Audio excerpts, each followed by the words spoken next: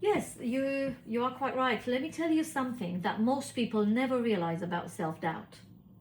When we look at someone from the outside, we only see the top of the iceberg.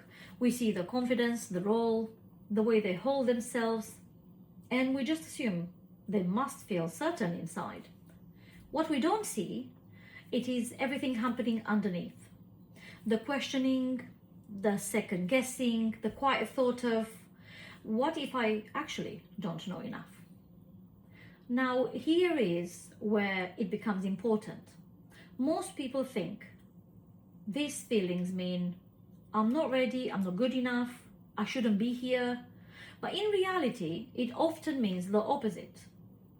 There is a well-observed pattern in psychology that states exactly this. The less someone knows about a subject, the more confident they tend to feel. And the more someone truly understands it, the more aware they become of how much there is to know. So what happens is this: your awareness grows faster than your confidence. And this is not because you are lacking, but because you are seeing it more clearly. So that feeling of maybe I don't know enough is very often not a sign that you are behind. It is a sign that you have moved beyond surface level understanding.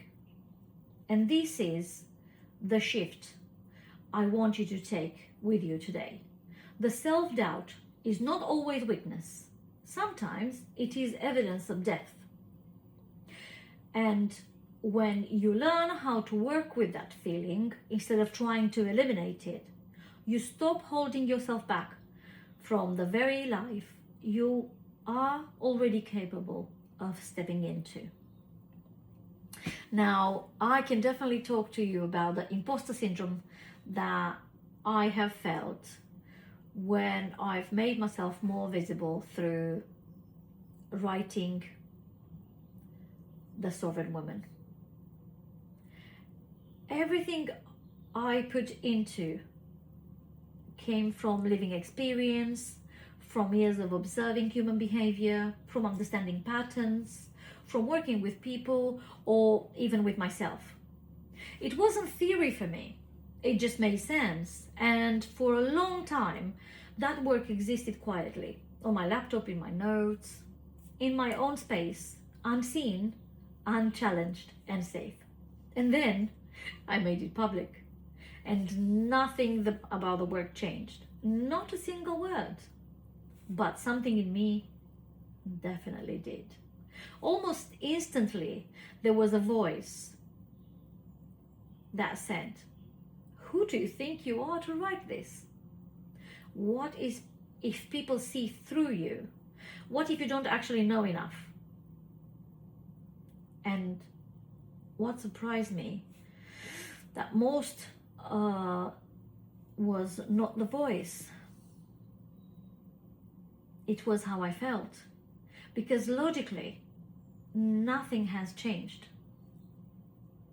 I hadn't lost my knowledge, I hadn't lost my experience, and I hadn't suddenly become less capable.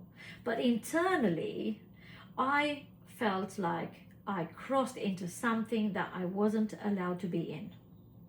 And this is the moment I understood something important. This wasn't about not knowing enough, it was about being seen. Because until that point, my work was private, and private does feel safe. But the moment it became visible, it was no longer just mine. It could be interpreted, questioned, judged, misunderstood. And for the nervous system, that is not a neutral experience. It can feel like exposure. So what I was feeling in that moment was not that I was an imposter. It was that I had become visible in the way that my nervous system was never used to. And I see this pattern everywhere.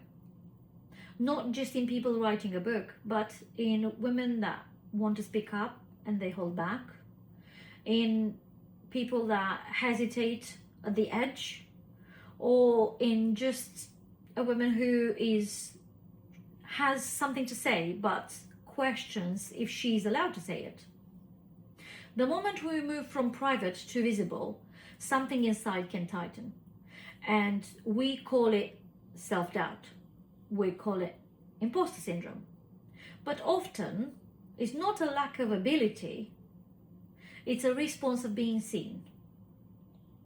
And when you understand that, you stop making that feeling mean something is wrong with you.